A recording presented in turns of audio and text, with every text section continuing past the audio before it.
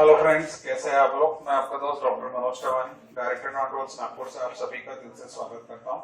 बच्चों, हम लोग ने कल से एक नए टॉपिक पढ़ने की शुरुआत की थी, इकोसिस्टम एंड एनर्जी फ्लो। थोड़ी सी स्लाइड हमारी मिसमैच हो गई थी, तो हम लोग टॉपिक के बीच से चालू हो गए थे, तो उसी को आगे कंटिन्यू करता हूँ, नहीं तो फिर चीजें समझने में थोड़ी सी डिफिकल्टी हो जाएंगी। तो अभी नेक्स्ट हेडिंग है इकोलॉजिकल सक्सेशन। अब ये इकोलॉजिकल सक्सेशन वर्ड का मीनिंग समझने की कोशिश करते हैं, क्या चीज है। Let's try to understand. So it is a gradual, slow and predictable change in the species composition of an area leading to a climate community that is in equilibrium with the environment. In this, some species colonize in an area and increase in number, whereas other species decline and disappear. सबसे पहले succession word का मतलब समझा देता हूँ। कोई ऐसी जगह जहां पे फिलहाल कोई लिविंग ऑर्गेनिज्म नहीं है, कोई ऐसी जगह इस प्लेनेट की जहां पे फिलहाल कोई लिविंग ऑर्गेनिज्म नहीं रहता है, और अगर उस जगह पे कोई लिविंग ऑर्गेनिज्म रहने की शुरुआत करता है तो उसके लिए वर्ड यूज करते हैं सक्सेशन। इस प्लेनेट का कोई भी ऐसा एरिया जहां पे कोई भी लिविंग ऑर्गेनिज्म नहीं रहता है, ना कोई प्लांट है, ना कोई बैक्टीरिया है, ना कोई बर्ड है, ना कोई एनिमल है, ना इंसान है। ऐसा कोई प्लेनेट की जगह हो जहां पे आज से पहले कोई नहीं रह रहा था, लिविंग ऑर्गेनिज्म नहीं रह रहा था, और वो रहने की अगर शुरुआत कर रहा है, कोई ना कोई लिविंग ऑर्गेनिज्म उस जगह पे उस हैबिटेट को फॉर्म करने की कोशिश कर रहा है, तो उसके लिए वर्ड यूज करते हैं इकोलॉजिकल सक्सेशन। ठीक है। अब क्या बोल रहे हैं, ध्यान से देखो। It is a gradual, slow and predictable change in the species composition of an area leading to a climate stability. English बड़ी खतरनाक है, कुछ भी नहीं समझता है क्या बोल रहा है। हाँ, कुछ तो भी बढ़ गया, इतना समझ में आ रहा है। बोले स्लो, ग्रेजुअल, प्रेडिक्टेबल। अभी देखिए कैसा है, जिस पर्टिकुलर जगह की हम ये इमेजिनेशन कर रहे हैं, सोच रहे हैं, जिसके बारे में हम बात कर रहे हैं, उस जगह में जमीन कैसी है, वहां मिट्टी कौन सी है, क्या उस मिट्टी में प्लांट ग्रो हो सकता है कि नहीं हो सकता है। देखो, किसी भी इकोसिस्टम को फॉर्म करना है और जमीन के ऊपर की बात करें, पानी के अंदर की बात नहीं कर रहे, तो उस जगह पे जब तक प्लांट्स नहीं आएंगे ना बच्चों, तो एनिमल्स का तो आता पता ही नहीं रहता। तो कोई भी इकोसिस्टम में जहां पे अगर जिंदगी बसने वाली है, वहां सबसे पहले किसकी शुरुआत होनी चाहिए, किंगडम प्लांट की। क्योंकि प्लांट रहेंगे तो फूड की व्यवस्था हो जाएगी। देखो, प्लांट रहेंगे तो हर्बीवोरस एनिमल आ जाएंगे, हर्बीवोरस एनिमल आएंगे तो उनकी चाहत में उनको लव करने वाले कार्निवोरस भी आ जाएंगे, बराबर है। तो हर्बीवोरस एनिमल आएगा क्यों भाई, प्लांट की व्यवस्था होगी, फूड की व्यवस्था होगी तो ही आएगा ना, नहीं तो उस जगह पे आएगा क्यों। और प्लांट ही नहीं रहेंगे तो क्या हर्बीवोरस एनिमल छोटी जमीन को घूमने आएंगे, पिकनिक मनाने आएंगे क्या, नहीं। तो जनरली किस टाइप की सॉइल है, वहां बारिश कैसे होती है, वहां टेम्परेचर कैसा रहता है, तो वहां पे प्लांट ग्रो हो सकते कि नहीं हो सकते हैं, ये सारे पैरामीटर्स जब नेचर डिसाइड करेगा, तो वहां पे मान लो सारी चट्टाने ही चट्टाने हैं, मिट्टी नाम की तो चीज ही नहीं है, तो पत्थर पे प्लांट एक आधा ग्रो हो जाए, तो फिर वहां से हम बोल सकते हैं कि उस जगह पे पत्थर पे प्लांट ग्रो हो सकता है, छोटा छोटा कोई प्लांट ग्रो हो सकता है, जैसे lichens.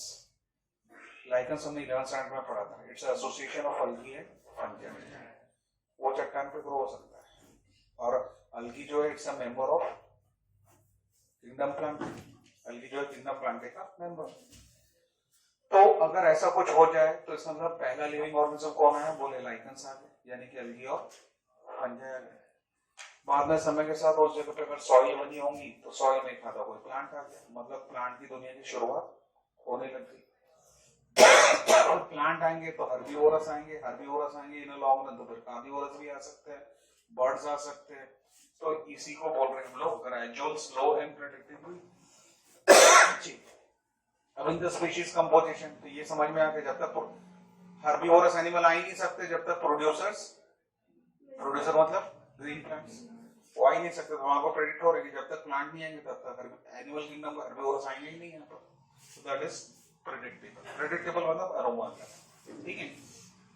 Leading to a climax community. Now what is climax. Picture में जाते कभी थिएटर में, यार पिक्चर का क्लाइमैक्स बड़ा जबरदस्त था, बाहुबली का क्लाइमैक्स देखा, पार्ट 1 से मर गया, बताइए चलो क्यों मर गया, वो तो देखने के लिए पिक्चर देखने आए, बड़ा जबरदस्त क्लाइमेक्स होता है भाई बाहुबली के पार्ट 1 पिक्चर में, मर जाता हूँ और देखने के लिए अगले पिक्चर होता फिर और पैसे खर्च करने पड़ते। पुष्पा पार्ट 1 देख लिया साला पार्ट 2 में फिर मन करता देखो, फिर क्लाइमेक्स ऐसा है कि साला हो क्या रहा पुष्पा के साथ देखना पड़ेगा क्लाइमेक्स। रोज जब सीरियल एंड होता तो साला ऐसी जगह पे लाके एंड करते हैं, मन में लालच पैदा करते कल क्या होगा, उसका एक छोटा सा 1 मिनट का क्लिप दिखाते, अभी देखना पड़ता कल बहुत इंपॉर्टेंट सीन आने वाले, ठीक है। तो क्लाइमेक्स मतलब ending part, climax what represent ending part. तो वो इकोसिस्टम में कौन सा आखिरी एनिमल आकर सेटल होने वाला है, last animal who is going to get settle in that ecosystem will be called as climax. उसके बाद उस इकोसिस्टम में दूसरा कोई और एनिमल आता नहीं, तो his climax last category of animal उस एरिया में आके जो बच जाता है उसको बोलते हैं क्लाइमेक्स। समझ में आ गया बेटा? हाँ या ना बेटा? जैसे भी हर्बिवोरस एनिमल आया होगा तो शायद खरगोश आया होगा, शायद डियर आया होगा, भैंस आई होंगी, गाय आई होंगी, बकरी, पता नहीं और क्या क्या आया होगा। तो ये सब अलग अलग स्पीशीज की वहां पे क्या बन रही थी यारी कम्युनिटी। फिर डियर वहां पे आ गया, गाय आ गई, तो फिर शेर ने सोचा चलो मैं भी वहां जाता मेरा भी बंदोबस्त हो सकता है, तो वो भी आ गया भटकते भटकते आस पड़ोस के जंगल से उस एरिया में पहुंच गया। तो जो लास्ट ऑर्गेनिज्म उसके बाद कोई नया मेंबर उस जंगल में या उस इकोसिस्टम में ऐड नहीं होने वाला, that last community will be called as climax. In this, some species colonize in an area and increase in number, whereas other species decline and disappear. अब ये सेंटेंस का मतलब क्या है? ये सेंटेंस का मतलब बड़ा सिंपल है कि अगर उस जगह का वातावरण चेंज हो रहा है, उस इकोसिस्टम की कंडीशंस बदल रही है, तो फिर क्या हो सकता है? वो बोलता है कि जो ऑलरेडी एग्जिस्टिंग ऑर्गेनिज्म थे ना, वो शायद मर जाएंगे अगर उन्होंने उस चेंजिंग कंडीशंस को अडेप्ट या एडजस्ट नहीं किया। लेकिन वो चेंज कंडीशन किसी दूसरे टाइप के एनिमल के लिए फेवरेबल है, लेकिन जो एग्जिस्टिंग एनिमल है उनके लिए फेवरेबल नहीं है। एक तो वो जगह छोड़ के चले जाएंगे या मारे जाएंगे, लेकिन दूसरे एनिमल जिनको लगता है कि हमारे लिए कंडीशन फेवरेबल है, क्या उस जगह पे आके बसना चालू करेंगे? Answer is yes. मतलब कहीं तो भी स्पीशीज के मेंबर की आबादी क्या होने लग गई? कम, और दूसरे टाइप के स्पीशीज के मेंबर की आबादी क्या होने लग गई? बढ़ने लग गई। तो इससे होगा क्या? कुछ समय बाद उस जगह के पॉपुलेशन का पैटर्न ही क्या हो जाएगा बेटा? चेंज हो जाएगा। सिंपल लैंग्वेज, मान लो साउथ अफ्रीका नाम का जो कॉन्टिनेंट है, मान लो कि आज से 100 साल पहले या 200 साल पहले वहां सारे निग्रोइड रहते थे, यानी डार्क स्किन वाले person, Negroid.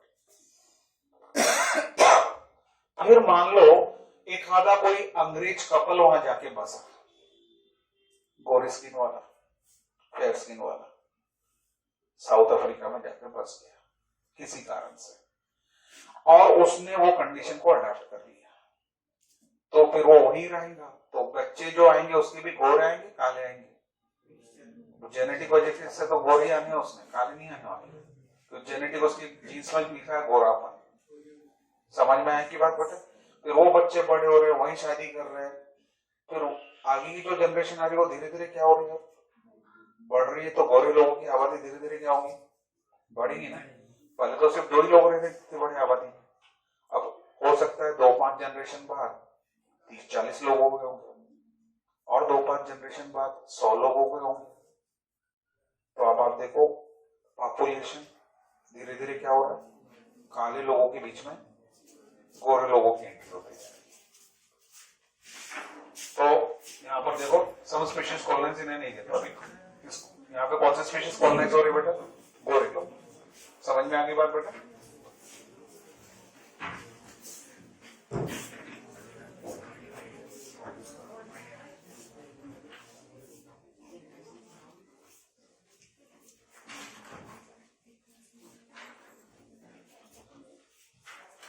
The entire sequence of communities that successively change in an area are called as serae. Individual transitional communities are termed as serial stages या serial communities. The species invading a bare area are called as pioneer species. अब मैं ना आपको ना पहले human example समझा तो फिर ये समझ में आ जाएगा। मान लो नागपुर से बाहर 20 किलोमीटर 30 किलोमीटर किसी ने आज लेआउट बना के भेज दिया।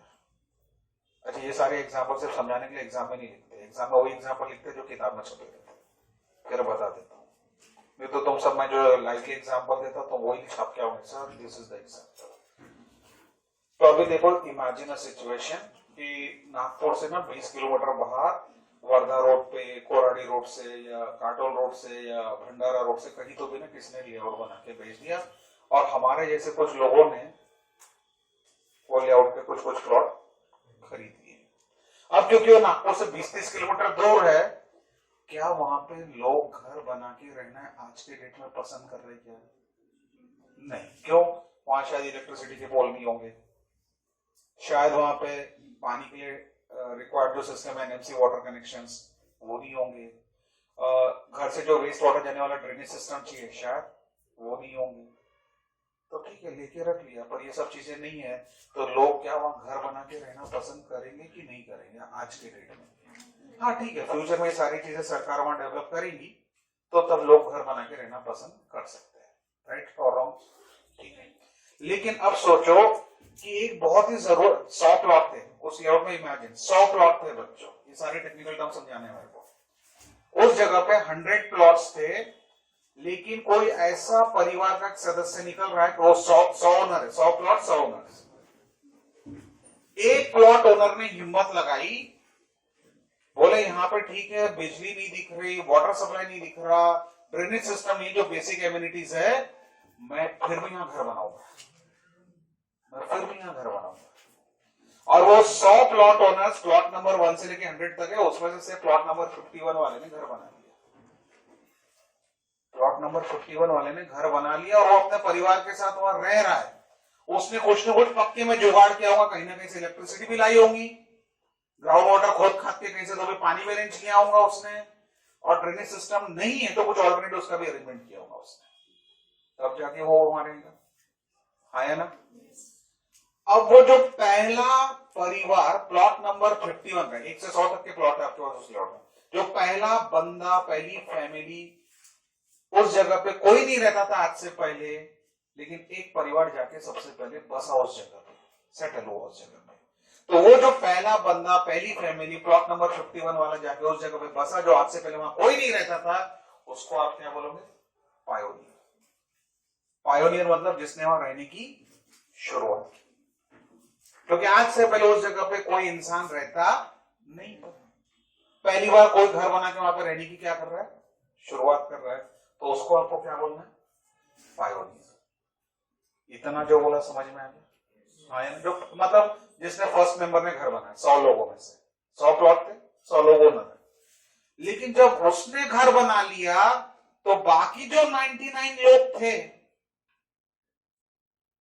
वो सोचते हैं जब वो बना के वहां रह सकता है तो why can't we, why can't we? तो फिर क्या हुआ? कुछ लोग और मोटिवेट हो गए, उसको जाके मिलते हैं, भाई तूने लाइट की व्यवस्था कैसे की, तूने पानी की व्यवस्था कैसे की, तूने ड्रेनेज सिस्टम कैसे बना लिया।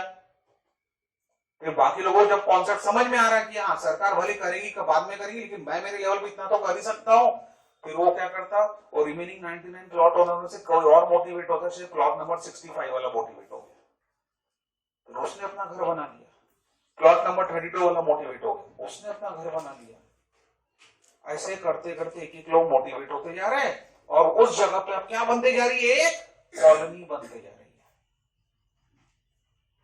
तो दूसरा घर, तीसरा घर, चौथा घर, पांचवा घर जो बनते जा रहा है ना, वो लोगों को क्या बोल रहे हैं? सीरियल स्टेजेस या सीरियल कम्युनिटीज। जो पहला आया था वो कौन था? पायोनियर। अब जो second, third, fourth, fifth, six करते आते जा रहे, वहां कॉलोनी बनाते जा रहे हैं, एक घर बनते जा रहा है वहां पर, तो वो लोग कौन है बेटा? Serial stages, serial communities. फिर ऐसा करते करते एक दिन 99 प्लॉट ओनर्स के घर बन जाएंगे। उस लेआउट में प्लॉट कितने बोले अपने? 100। 99 लोगों के घर बन गए कुछ सालों के अंदर। फिर एक दिन उस 100 प्लॉट में से जो आखिरी घर बनेगा, से प्लॉट नंबर 100 वाला सबसे आखिरी में अपना घर बना रहा है, सबके तो एक साथ घर नहीं बनेंगे ना। अब प्लॉट नंबर 100 वाले ने जब अपना घर बना लिया, अब मेरे को बोलो कि वो लेआउट में कॉलोनी बनी 100 लोगों की, 100 घर बने। अब क्या वहां पर 101वां घर बन सकता क्या? तो वो जो आखिरी पर्सन आया 100वें नंबर का घर बनाकर वहां पर, तो अब कॉलोनी क्या हो गई? फाइनल हो गई। हाँ या ना बेटा? तो वो आखिरी मेंबर जो है ना, जिसने 100वें नंबर पे घर बनाया, आखिरी घर बनाया, क्योंकि वहां 100 ही प्लॉट थे, तो उसको आप क्या बोलोगे? क्लाइमेक्स। क्योंकि अब उसके बाद उस इकोसिस्टम में, उस कॉलोनी में और कोई इंसान एकोमोडेट या और कोई घर बना के वहां पे अभी रह नहीं पाएंगे, तो 100 प्लॉट के पूरे 100 में मकान बन गए। रिपीट करो कि समझ में आ गई इसको? मतलब किसी भी इकोसिस्टम में जो पहला बंदा रहने के लिए जाएगा उसको आपको क्या बोलना है? पायोनियर। उसको देख के जो दूसरा, तीसरा, चौथा, पांचवा, छठवा रहने के लिए आ जाता वहां पे, उसको क्या बोलना है? सीरियल्स। और उसके बाद उस इकोसिस्टम में जो आखिरी लिविंग ऑर्गेनिज्म रहने के लिए पहुंचेगा उसको क्या बोलना है? सारे शब्दों का मतलब समझ में आ गया? पक्का रिपीट करना है। मतलब एक जगह पे सबसे पहले ग्रीन प्लांट्स आ गए, तो वो कौन बन गए बेटा? या लाइकेंस आ गए, वो कौन बन गए? पायोनियर। फिर वो लाइकेंस है तो बाद में ग्रीन प्लांट्स आ गए, फिर ग्रीन प्लांट्स आ गए तो हर्बीवोरस आ गए या बर्ड्स आ गए, वो लोग सब कौन है? और फिर आखिरी में वहां पर एक बड़ा कार्निवोरस एनिमल आके रहने लग गया है, तो वो कौन कहलाया? Climax community. अच्छे से समझ में आए क्या बोला मैंने? सारे टेक्निक 2 स्लाइड्स के पीछे 15-20 मिनट में बात कर रहे हैं। यस बेटा। कम्युनिटी क्यों बोलेंगे? क्योंकि एक अकेला तो ना आगे बसने वाला है। एक अकेला टाइगर रोज जंगल में रहना पसंद करेंगे, ये बता। कुछ टाइगर्स मिलकर रहेंगे तो that will form a community और अ पॉपुलेशन। समझ में आई बात? एक अकेला इंसान, अभी मेरे को बता, ताड़ोबा जंगल में मान लो कोई इंसान नहीं रहता, कुछ नहीं रहता इंसान के नाम पर, तो बोले कि तो जाके रहे, तो पसंद, हाँ 1-2 दिन 4 दिन शौक से रह लेंगे, नई नई चीजें देखने को मिल रही, तो उसके बाद जब ना तो किसी से बात कर, तेरे पास मोबाइल कुछ नहीं, नो इंटरनेट कनेक्शन है, बस तो रहे जंगल में भाई, और वो जंगल में ना कोई गाँव है ना कुछ इमेजिन दैट सिचुएशन। तो तेरे को 1 दिन 2 दिन 4 दिन 5 दिन 10 दिन 15 दिन बहुत अच्छा लगेगा, तो उसके बाद आप लौट चले नागपुर, आप लौट चले वापस घर की याद आएगी, तो टिक पा रहे क्या अपन वहां पे? तो एक इंडिविजुअल की कम्युनिटी। हाँ लेकिन वहां पे तेरे साथ ना 10-15 दोस्त वगैरह रहते हैं, तो क्या फिर 10 दिन का 1 महीना भी रहता वहां पे, क्योंकि तेरे पास कम्युनिकेशन करने के लिए एक कम्युनिटी है। तो अकेला है तो तेरे पास कम्युनिटी नहीं है, तो individual can not be community, group of organism can form population और कम्युनिटी। तो फिर कम्युनिकेशन होता है, तो एक अकेला टाइगर आके वहां नहीं रह सकता, और टाइगर के साथ और भी कुछ टाइगर जाके रहने वाले हैं, तो एक कम्युनिटी बनेगी, तो इसलिए हम क्लाइमेक्स कम्युनिटी बोलते हैं उसको। क्योंकि जिस व्यक्ति ने घर बनाया ना 100वें नंबर का प्लॉट, वो अकेला के थोड़ा रहता, उसके परिवार के सदस्य वहां पे आकर रहते हैं। समझ में नहीं बात? क्योंकि उसको अकेला रहना तो कहीं भी रहेंगे, घर के लिए बनाते बैठेंगे। लोग घर कहां बना रहे? अपने परिवार के लिए बना रहे। मैं अकेला रहता बोले मेरे लिए घर बनाना है, ये हार्डली किसी की साइकोलॉजी होगी। वो अपने परिवार के लिए घर बनाता नॉर्मली। तो जिसने 100वें नंबर का बनाया वो क्लाइमेक्स वाला क्यों है? क्योंकि वो ओनर खुद और उसके परिवार के सदस्य सब जाके 4-5 लोग जो भी होंगे सब जाके रहे, तो दैट इज क्लाइमेक्स। और जो पहला परिवार आने लगा वो कौन था? बाद के जो सेकंड से लेके 99 तक है वो कौन है? अब कॉन्सेप्ट ध्यान में आ गए सारे बच्चों को अच्छे से? कोई दिक्कत इसमें? अब ये 2 वर्ड है, प्राइमरी सक्सेशन, सेकेंडरी सक्सेशन। पहले वाक्य पढ़ लेते हैं। In the successive cell there is a change in species diversity, increase in number of species and organism and increase in the total biomass. अब ये मैंने लेआउट वाला तो इंसान के हिसाब से आपको समझा दिया, लेकिन नॉर्मली होगा क्या? अगर आप इस ड्राइंग को देखेंगे, यहाँ पे चट्टाने वाली जगह दिखा रहा है, चट्टानों में लाइकेंस ग्रो होते हुए दिखा रहा है, लाइकेंस के बाद छोटे छोटे झाड़ आते हुए दिखा रहा है आपको, छोटे झाड़ों के बाद कुछ मीडियम साइज के झाड़ आते हुए दिखा रहे हैं, मीडियम साइज के झाड़ के बाद कुछ बड़े जा रहा है। इस तरीके से इकोसिस्टम का फॉर्मेशन होगा। अब ये छोटे झाड़ आगे होंगे तो ग्रास हॉपर जैसे ऑर्गेनिज्म आ सकते हैं, बड़े झाड़ आगे तो बर्ड्स आना चालू कर सकते हैं। इस तरीके से इकोसिस्टम में एक एक करके मेंबर क्या तो होते जाएगा, ऐड होते जाएगा। समझ में आ गई बात? लेआउट तो सिर्फ एक इंसान का कॉन्सेप्ट जो जल्दी समझ में आता है, इसलिए मैंने आपको उस तरीके से समझाया। तो इसका मतलब क्या होगा? यहाँ पे सिर्फ एक ही टाइप के प्लांट ग्रो होंगे, अलग अलग टाइप के प्लांट ग्रो होंगे, अलग अलग स्पीशीज के प्लांट होंगे, एक ही वैरायटी का प्लांट ग्रो होते जाएगा, अलग अलग वैरायटी का होगा। तो वो ये बोल रहा है स्पीशीज डाइवर्सिटी। क्या एक ही टाइप का हर्बीवोरस एनिमल आएगा उस जंगल में कि अलग अलग टाइप के आ सकते हैं? क्या एक ही टाइप का बर्ड आएगा कि अलग अलग टाइप के आएंगे? इसको क्या बोल रहे हैं हम लोग? Species diversity. अच्छे समझ में आ गए सारे बच्चों को? आया ना बेटा? अब ये प्राइमरी सक्सेशन क्या है और सेकेंडरी सक्सेशन क्या है? प्राइमरी क्या है, सेकेंडरी क्या है? ध्यान से सुनना, प्राइमरी और सेकेंडरी का डिफरेंस अपने को समझने का है। What is primary, what is?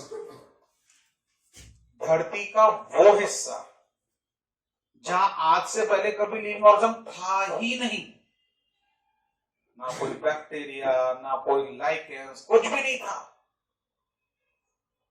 Bacteria भी लिविंग ऑर्गेनिज्म लिस्ट में आता, मैं उसकी भी बात कर रहा हूं, वो भी नहीं था वहां पर। और ऐसे जगह पे कोई लिविंग ऑर्गेनिज्म बसने की शुरुआत करता है, मतलब धरती के उस हिस्से में पहली बार जिंदगी की शुरुआत हो रही है, तो ऐसे जगह को क्या बोलेंगे आप? Primary succession. तो फिर सेकेंडरी क्या है? आज से 1000 साल पहले, 500 साल पहले, 2000 साल पहले, 300 साल पहले, 800 साल पहले धरती के उस हिस्से पे लाइफ थी। पास्ट टेंस, लाइफ थी। किसी कारण से शायद वो जंगल में आग लग गई थी, शायद वहां वॉल्केनिक इरप्शन हो गया था, शायद अर्थक्वेक हो गया था, शायद बाढ़, कुछ तो भी हुआ, और उसके बाद उस जगह की लाइफ परमानेंटली क्या हो गई? खत्म हो गई। शायद वहां सुनामी आ गया, एक्सेट्रा एक्सेट्रा, कुछ नेचुरल डिजास्टर हो गया, और उस जगह पे जो लाइफ थी ना, वो परमानेंटली क्या हो गई? खत्म। अब आज के डेट में वहां कोई नहीं रहता, पर एक जमाने में रहता था। आज के डेट में कोई नहीं रहता, पर एक जमाने में रहता था। आज से 1000 साल पहले उस जगह पे कोई तो भी रहता था। अब ऐसी जगह जहां 1000 साल पहले कोई रहता था, आज के डेट में कोई नहीं रहता है, अब ऐसी जगह पे फिर से कोई वहां पर जाके रहना स्टार्ट करे, तो फिर कौन सा वर्ड यूज करना? सेकेंडरी। तो प्राइमरी और सेकेंडरी में फर्क क्या है, समझ में आया क्या बेटा? धरती का यानी कि हमारे ग्लोब का वो हिस्सा जहां आज से पहले कभी कोई लिविंग ऑर्गेनिज्म रहा ही नहीं, और वहां पे जिंदगी बसना शुरू करती है, तो उसको क्या बोलना है? प्राइमरी। तो सेकेंडरी कौन है? कुछ सालों पहले से 100, 200, 500, 1000, 2000 ईयर्स बैक धरती के उस हिस्से में कभी लाइफ हुआ करती थी, और कुछ कारण से वहां पे लाइफ क्या हो गई? खत्म हो गई। और आज कोई वहां जाके वापस जिंदगी बसाना चालू करता है, तो फिर हम उसके लिए वर्ड क्या यूज कर रहे हैं? सेकेंडरी। तो प्राइमरी और सेकेंडरी में फर्क क्या है, ये समझ में आया क्या? अब मेरे को बताओ, ज्यादा आसानी से, ज्यादा फास्ट प्राइमरी सक्सेशन हो सकता है या सेकेंडरी? Very good. क्योंकि कभी ना वही वहां लाइफ थी ना 500-1000 साल पहले, मतलब वहां रहने लायक फैक्टर्स थे, इसलिए लाइफ हुआ करती थी वहां पे 500-1000 साल पहले। तो आज जब एक नया ऑर्गेनिज्म जाके वहां बसने की कोशिश करेंगे ना, वो सारे फैक्टर्स उसको धीरे धीरे मिलना चालू हो सकता है, जिससे वो आसानी से वहां जिंदगी बिता सकता है। लेकिन प्राइमरी में क्या होने वाला है? समय लगेगा। प्लांट कौन सा आएगा, नहीं आएगा, पत्थर से मिट्टी कब बनेगी, मिट्टी जो बनती है वो पत्थर से बनती है। ध्यान दे, सॉइल पार्टिकल्स, मिट्टी के जो कण होते हैं, वो आपको पत्थर से मिलते हैं। पत्थर का बुरबुरा, जब पीडोजेनेसिस प्रोसेस बोलते हैं, पत्थर का जब बुरबुरा होने का मैकेनिज्म चालू होता है, तो पत्थर के बुरबुरे पार्टिकल जो निकलते हैं, छोटे छोटे माइन्यूट पार्टिकल्स, वो धरती के सरफेस पे गिरते हैं, then they become called as, we call them as soil particles. तो ध्यान देना है, जो पहाड़ों की चट्टानें वगैरह हमको दिखती है, वो समय के साथ छोटे छोटे बुरबुरे वाले पार्टिकल्स में कन्वर्ट होती है, जो सॉइल पार्टिकल्स के रूप में जानी जाती है। तो remember, soil particles are always from चट्टान, स्टोन लाइक स्ट्रक्चर्स। समझा इतना? देखो क्या बोलो। तो अगर वहां पे चट्टानी चट्टानी इस वक्त सॉइल नहीं है, तो प्लांट ग्रो होंगे क्या? नहीं। तो फिर अभी साल लग जाएंगे और चट्टानों से धीरे धीरे बुरबुरा निकले, वहां सॉइल फॉर्मेशन हो, तो फिर कुछ प्लांट्स ग्रो हो। जैसे कि आपसे थोड़ी देर पहले पूछा था, आपने कहा स्टोन या चट्टान पे नॉर्मली प्लांट्स ग्रो नहीं होंगे, लेकिन वहां थोड़ा सा मिट्टी का फॉर्मेशन हो जाए तो छोटे मोटे प्लांट्स आने की शुरुआत हो सकती है। पॉइंट समझा बेटा इतना? देखो, तो प्राइमरी सक्सेशन को बहुत टाइम लग सकता है, 100 साल, 200 साल, 500 साल, 1000 साल भी लग सकता है। पर सेकेंडरी में आसानी से काम हो सकता है, क्योंकि एक जमाने में वहां पे लाइफ थी, मतलब वहां रहने लायक कंडीशन हुआ करती थी, तो आप बहुत जल्दी वहां सेटल हो सकते हो। सारे बच्चों को मेरी बोली हुई बात समझ में आ गई अच्छे से? आया ना? Very good.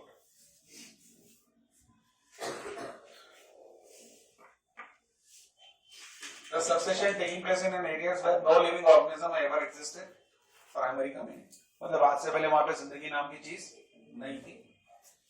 Example newly cold lava, bare rock, newly created pond और रिजर्वायर। बड़ा इंटरेस्टिंग वर्ड बोला, न्यूली कोल्ड लावा। लावा कहां से मिलेगा? वॉल्केनिक इरप्शन में से निकलेगा।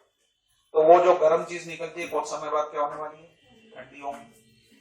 ठंडी होंगी तो चट्टानों के फॉर्म में कन्वर्ट हो जाएंगी। फिर जब वो चट्टान में से बुरबुरी चीजें निकलेगी तो सॉइल बनेगी। तो इसको बहुत समय लगेगा, तुरंत हो जाता है सब। इसलिए primary section time consuming process है। बेयर रॉक मतलब जिसके पत्थर की बात कर रहे हैं।